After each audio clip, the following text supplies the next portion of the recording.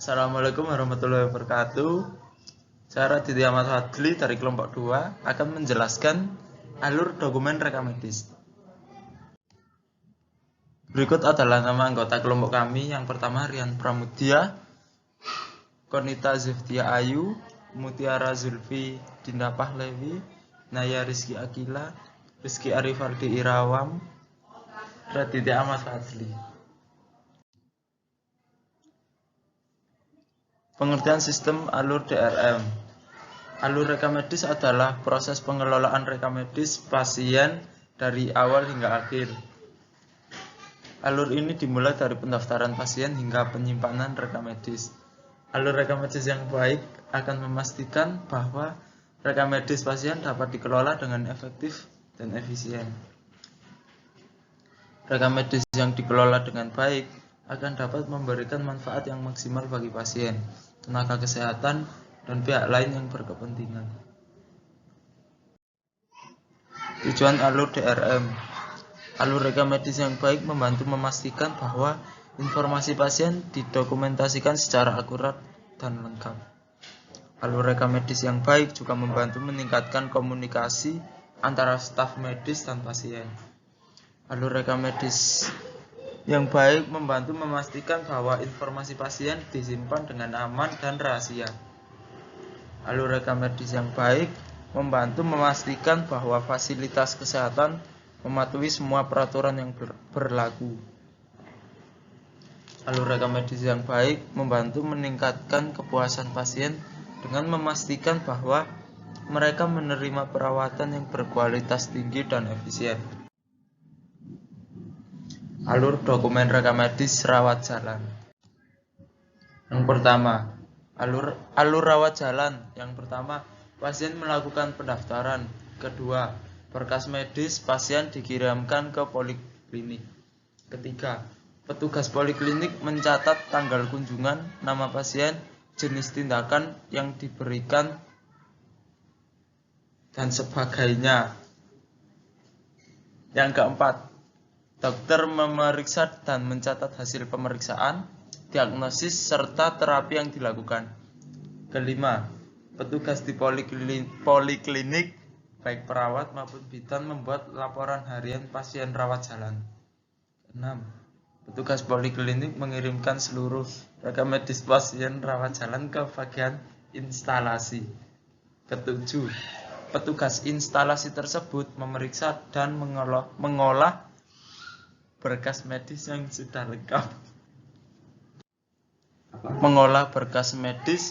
lengkap. Lalu membuat rekapitulasi setiap akhir bulan untuk membuat laporan dan statistik rumah sakit. 8. Berkas rekam medis disimpan menurut nomor rekam medisnya. Berikut adalah ilustrasi rawat jalan. Yang pertama, pasien melakukan pendaftaran. Kedua, berkas medis pasien dikirimkan ke poliklinik. Ketiga, petugas poliklinik mencatat tanggal kunjungan, nama pasien, jenis tindakan yang diberikan. Keempat, dokter memeriksa dan mencatat hasil pemeriksaan, diagnosis, serta terapi yang dilakukan.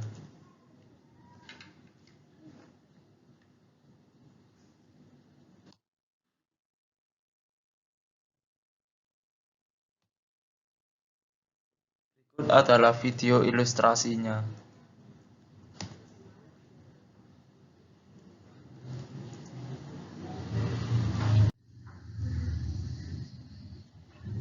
Kelima, petugas di poliklinik baik perawat maupun bidan membuat laporan harian pasien rawat jalan. Keenam, petugas poliklinik mengirimkan seluruh rekam medis pasien rawat jalan ke bagian instalasi.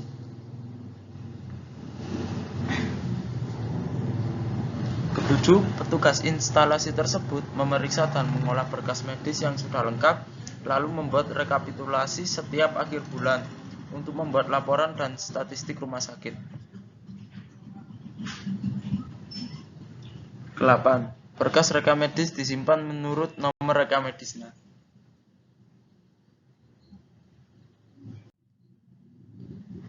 Alur dokumen rekam medis rawat inap. Yang pertama, pasien membawa surat permohonan rawat inap dari dokter poliklinik. Kedua, instalasi gawat darurat, kemudian menghubungi penerimaan pasien rawat inap. Ketiga, pasien rujukan dari layanan kesehatan lain akan diperiksa oleh dokter bersangkutan. Keempat, petugas selalu menerima pasien dan melakukan pencatatan dalam buku register penerimaan pasien rawat inap. Kelima, petugas penerimaan pasien rawat inap mengirimkan rekam medis ke ruang rawat inap. Keenam, pasien serta rekam medis diterima oleh petugas ruang rawat inap dan dicatat pada buku register. Ketujuh, dokter mencatat tentang riwayat penyakit, hasil pemeriksaan fisik, terapi, serta semua tindakan yang diberikan kepada pasien pada rekam medis pasien dan menandatanganinya. 8. Perawat atau bidan mencatat pengamatan dan pertolongan perawatan yang mereka berikan dalam catatan perawat atau bidan dan membubuhkan tanda tangannya. 9.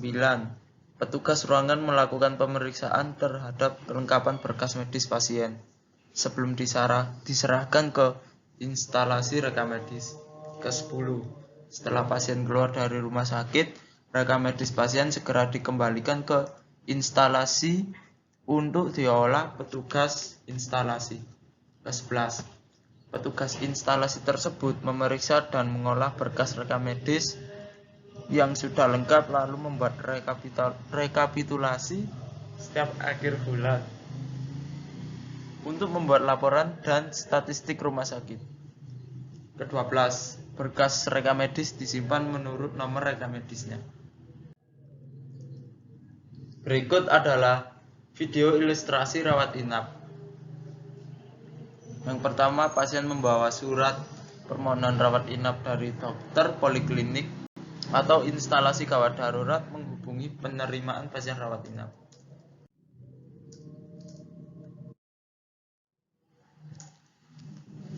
Lalu dokter mencatat tentang riwayat penyakit, hasil pemeriksaan fisik, terapi, serta semua tindakan yang diberikan kepada pasien pada rekam medis dan menandatanganinya.